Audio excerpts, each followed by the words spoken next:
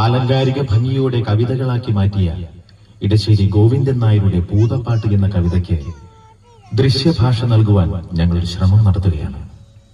മധ്യ കേരളത്തിൽ, പ്രത്യേകിച്ചും പാലക്കാട് ജില്ലയിൽ പ്രചാരത്തിലുള്ള പൂതൻ കളിയുമായി ഒരു ഐതിഹ്യ ബന്ധം ഭാവനയിൽ വാർത്തെടുത്തതാണ് ഈ ദൃശ്യശില്പം.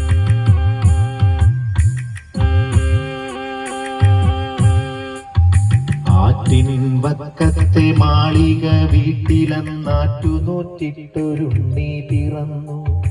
ഉണ്ണിക്കരയിലെ കിങ്ങിണി പൊന്നു കൊണ്ടുണ്ണിക്കു കാതിൽ കുടക്കടുക്കൻ.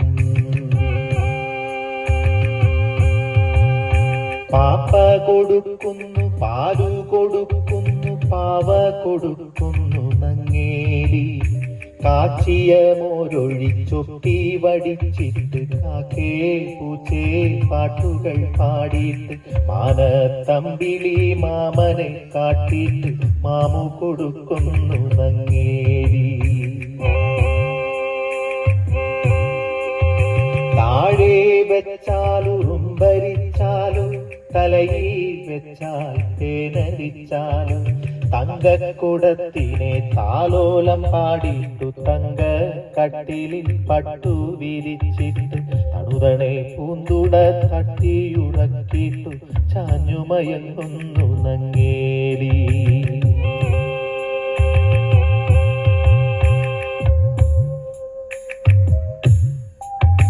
ഉണ്ണിക്കേഴു വയസ്സു കഴിഞ്ഞു, കണ്ണും കാതു മുറച്ചു കഴിഞ്ഞു. പള്ളിക്കൂടത്തിൽ പോയി പഠിക്കാനുള്ളി കൗതുകമേറിക്കഴിഞ്ഞു. അങ്ങനെ നങ്ങേലി ഉണ്ണിയെ സ്കൂളിൽ ചേർത്തു. ദിവസവും ഭംഗിയിലൊരുക്കി സ്കൂളിലേക്ക് പറഞ്ഞയക്കും. ഉണ്ണി പോണതും നോക്കി ആ അമ്മ സന്തോഷത്തോടെ അങ്ങനെ നിൽക്കും. ഒരു ദിവസം ഭൂതം ഉണ്ണിയെ കണ്ടു. ഹായ്.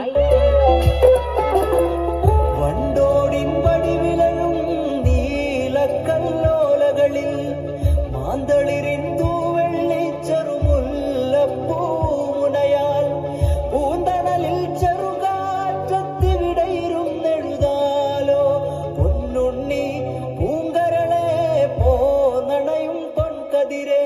പൊന്നുണ്ണി പൂങ്കരളെ പോന്നണയും പൊൻകതിരെ. പൊന്നുണ്ണി പൂങ്കരളെ പോന്നണയും പൊൻകതിരെ. എന്തൊരു ഭംഗിയുള്ള കുട്ടി! ഭൂതാണേലും അവളൊരു സ്ത്രീയല്ലേ? ഭൂതത്തിന് തോന്നി ഉണ്ണിയെ തന്റെ കുട്ടിയായിട്ട് വളർത്തിയാലോന്ന്. അതെന്ത് ചെയ്തുന്നോ? അവള് മന്ത്രം കൊണ്ട് നല്ല ഭംഗിയുള്ള ഒരു പെൺകുട്ടിയായി മാറി. ഉണ്ണി വരണ വഴിയില് ചിരിച്ചോണ്ടങ്ങനെ നിന്നു. അവള് പറഞ്ഞു, പൊന്നുണ്ണി പൂങ്കരളെ പോന്നണയും പൊൻകതിരെ. ഓലയെഴുത്താടികളെ കാട്ടിലെറിഞ്ഞിങ്ങണയൂ. കാട്ടിലെറിഞ്ഞണയുകിലോ കലഹിക്കും ഗുരുനാഥൻ. പൂത്തമര ചോട്ടിലിരുന്നൊളി നെയ്യും പെൺകൊടിയേ. പൊന്നുണ്ണി പൂങ്കരളെ പോന്നണയും പൊൻകതിരെ. വണ്ടോടിൻ വടിവിലേഴും നീലക്കല്ലോലകളിൽ മാന്തളിരിൽ തൂവെള്ളി ചെറുമുല്ല പൂമുനയാൽ പൂന്തണലിൽ ചെറുകാറ്റത്തിവിടയിരുന്നെഴുതാലോ ഓലയെഴുത്താണികളെ കാട്ടിലെറിഞ്ഞിങ്ങണയൂ. പൂത്തമര ചോട്ടിലിരുന്നൊളി നെയ്യും പെൺകൊടിയെ. ഓലയെഴുത്താണികളെ കാട്ടിലിതാ ഞാൻ കളവൂ, കാട്ടിലിതാ ഞാൻ കളവൂ. എഴുത്താണി ഇരുമ്പല്ലേ? അതങ്ങട് കളഞ്ഞപ്പോ ഭൂതത്തിന് സന്തോഷായി. സ്കൂളിൽ പോണ്ടല്ലോന്ന് ഓർത്തപ്പോ ഉണ്ണിക്കും സന്തോഷായി. ഭൂതം സ്നേഹത്തോടെ ഉണ്ണിയെ അവളുടെ പാറമടയിലേക്ക് കൂട്ടിക്കൊണ്ടുപോയി. പാവമ്മ ഉണ്ണിയെ കാണാതെ സങ്കടപ്പെടണ്ടാവും അല്ലേ? സങ്കടപ്പെടണ്ടാവുന്നു. കേട്ടോളൂ.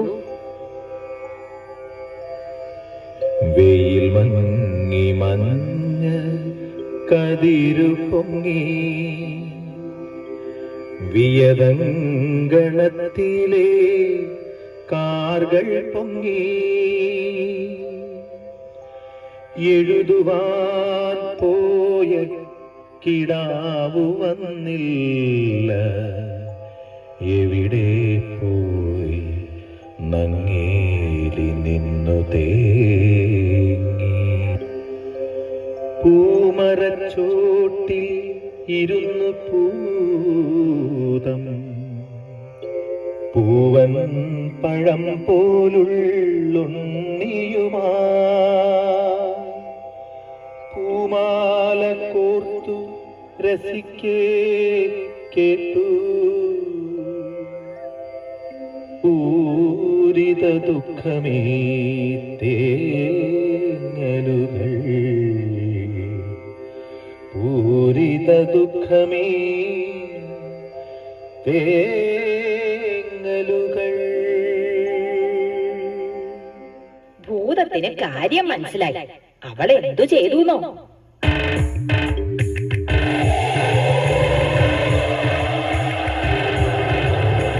പേടിപ്പിച്ചോടിക്കാൻ നോക്കി ഭൂതം പേടിക്കാറങ്ങിനെ നിന്നാളമ്മ കാറ്റിൻ ചുഴലിയായി ചെന്നു ഭൂതം കുത്തി കണക്കങ്ങു നിന്നാളമ്മ കാട്ടുതീയായിട്ടും ചെന്നു ഭൂതം കണ്ണീരലൊക്കെ കെടുത്താളമ്മ ഹരിയായും പ്രിയായും ചെന്നു ഭൂതം തരികന്റെ കുഞ്ഞിനെ എന്നാളമ്മ പുലരിച്ചെന്താമര പോലവേ ഭൂതത്തിൻ തിരുമുൻപിലർപ്പിച്ചു തൊഴുതുരച്ചു ഇതിലും വലിയതാണെന്റെ പൊന്നോമന അതിനെ തരികണ്ടേ ഭൂതമേ നീ. അമ്മയ്ക്കിപ്പൊ കണ്ണ് കാണില്ലല്ലോ. ഭൂതം വേറൊരു വിദ്യ എടുത്തു.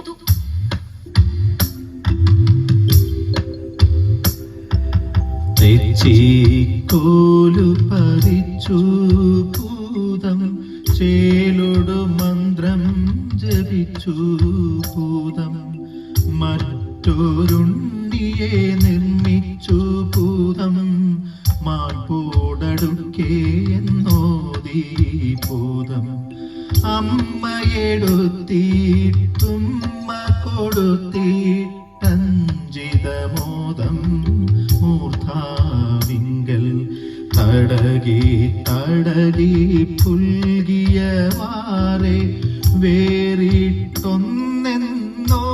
വേറിട്ടൊന്നെന്നോദിയേറ്റാൽ പെറ്റവയറ്റിനെ വഞ്ചിക്കുന്നൊരു പൊട്ടപ്പൂതമിതെന്നു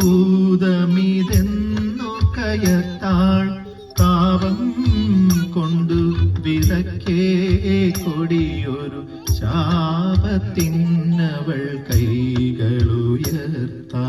അപ്പൊ ഭൂതം എന്ത് ചെയ്തു? അതല്ലേ കേൾക്കണ്ടേ. ഞെട്ടി വിറച്ചു പതിച്ചു ഭൂതം കുട്ടിയെ വേഗം വിട്ടു കൊടുത്താൾ. അമ്മേ നിങ്ങളുടെ തങ്ക കുഞ്ഞിനെ ഞാനിനി മേലിൽ മറച്ചു പിടിക്കേ എന്നുടെ നേരെ കോപമിതേറെ കരുതരുതെന്നെ നീറ്റിടൊല്ലേ. നിന്നുടെ കണ്ണുകൾ മുൻപടി കാണും നിന്നുടെ കുഞ്ഞിതു തന്നെ നോക്കൂ. തൊഴുതു വിറച്ചേ നിന്നു ഭൂതം തോറ്റുമടങ്ങിയടങ്ങി